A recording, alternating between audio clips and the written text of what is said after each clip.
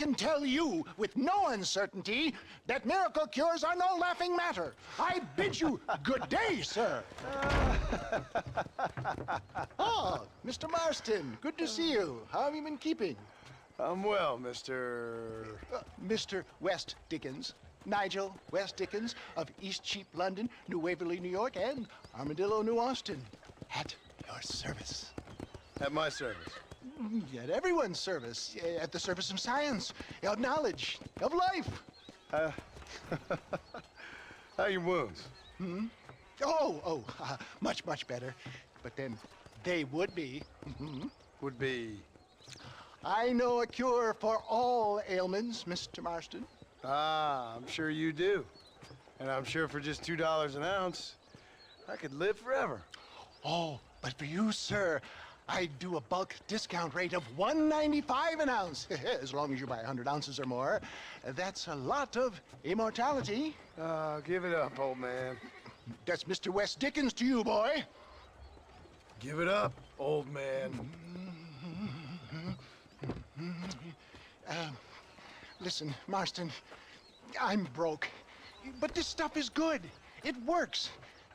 I need a healthy young man like you. Come along, let's ride over to my newest customer at Ridgewood, and I'll explain while we go. Okay. All right, John, let us make haste for Ridgewood Farm.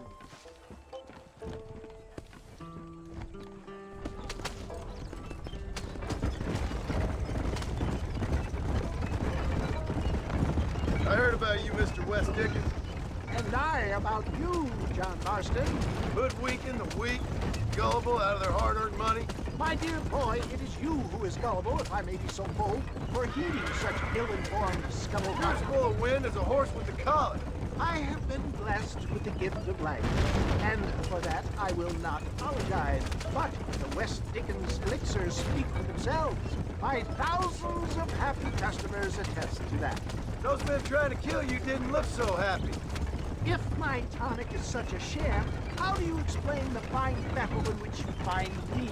Last time you saw me, I was knocking at death's door. You should thank the doctor for that. I reckon you were acting it up worse than it was. Act I can, John. A more convincing Othello there has never been. And so shall you. Take care, Iago or Cassio make. I don't like the sound of this. Showmanship, John. The flourish, the bow. We are operating in a competitive marketplace. Our product must stand out. And how does this involve me? We're going to use your God-given talents to our advantage. I'm really starting to I'll regret drop this. you off at the outskirts of Ridgewood. That way, it won't look like we came together. Once I'm set up, saunter nonchalantly into the crowd that is sure to be forming. Eventually, I will call you up to try my tonic. After extolling the virtues, I will have you perform a few feats of wonder to amaze and impress the playing. Such as? Oh, nothing out of the ordinary for a man in your line of work, I assure you. You hop out here, John. Follow me in on foot.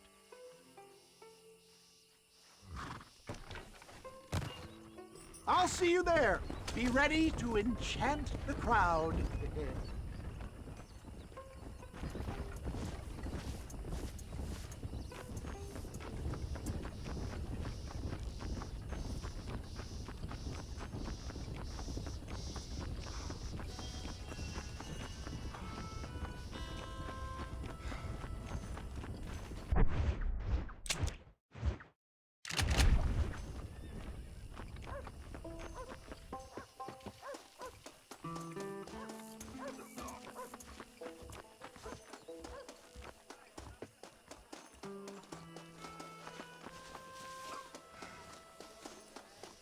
Friends, hard-working souls of Cholla Springs, gather round, gather round. Do you suffer from rheumatism, lumbago, acute chronic sciatic, neurologic, or inflammatory pain? Well, I represent the only company that makes the genuine article that cures headache, neuralgia, earache, toothaches, backache, swelling, sprains, sore chests, swelling of the throats, contracted cords and muscles, anxieties and ravaged nerves, stiff joints, wrenches, dislocations, cuts and bruises, and it adds vitality and vigor to the healthy man. But can you prove it, old man? Oh, I'm sure there's some customer here who could prove the qualities of it by taking a drink right now. You, sir, come up here. Step right up. That's the spirit. Ladies and gentlemen, pay close attention. This poor, wretched volunteer, entirely unknown to me, will demonstrate the effects of Dr. West Dickens' own patent tonic. Be you a cowpoke or athlete, this miraculous elixir developed with the wisdom of the East keeps the muscles supple and relaxes the cords. It loosens the joints and gives a feeling of youth and vigor to the whole system. Not possible, I hear you say. Well, doubt no longer. Faith can move mountains, but I ask not for faith. I am a man of science, and today science will be vindicated. Your eyesight is greatly improved. Is that not so, friend? If you say so. That's right, it is. You heard him. What a good sport you are, sir. Now, gaze over yonder at that porch. If you squint, you may just be able to make out the skull that's hanging there.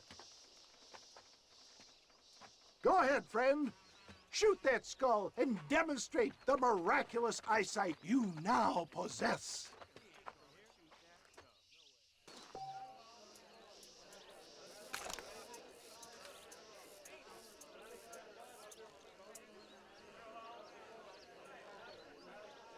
Remarkable! The eyesight of an eagle, granted by imbibing Dr. West Dickens' own patent tonic. Anybody can make that shot. This man is a fraud. If your eye's so damn sharp, why don't you try shooting my hat out of the air? My friends, our test case has been challenged to shoot a gentleman's hat out of the sky above our heads. You can fool these people, but you ain't fooling me. Right. Let's just see how sharp you is with a moving target. Get ready. He's about to throw it.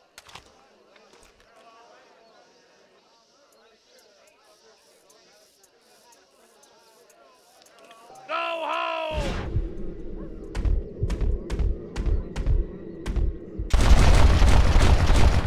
Have you ever seen such an eye? Behold the power of the elixir plucked out of the sky. Hey! Hey! What? You think you can put a hole in a man's hat and just walk away, do you? Hey, it don't work like that around here, mister. Come on! Are you a man or not? A challenge of battle has been offered to our volunteer. Prepare for a display of Herculean brawn. You sure you're a... Do not write him off yet. Alas, no tonic can cure cowardice. Come on, show me something.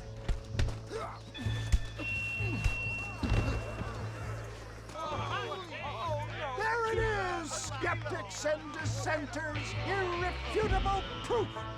Do not let this opportunity pass you by. Look, he's over there. Go get him. This ends now. Watch out, he's got a gun. Who the hell do you think you are? You ain't leaving here alive.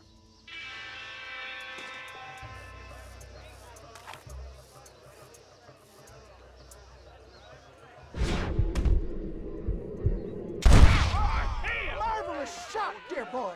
The kind of deadly accuracy that can only be afforded by the West Dickens elixir. Come, I have plenty for all. You'll be fine. Get out of my way. Hey, where are you going? I want a bottle. Get me a bottle, please. One of them, right here. No harm in trying one bottle, I suppose. Well, I think that went kind of well, don't you? I'm just glad that my normal job involves either chasing after cattle or murderers. Not the likes of you, mister. Don't be like that. Now, if you'll excuse me, I'd like to say my goodbyes, head on back to the real world. Wait, sir. I've been thinking about your predicament, and I think I may have an idea.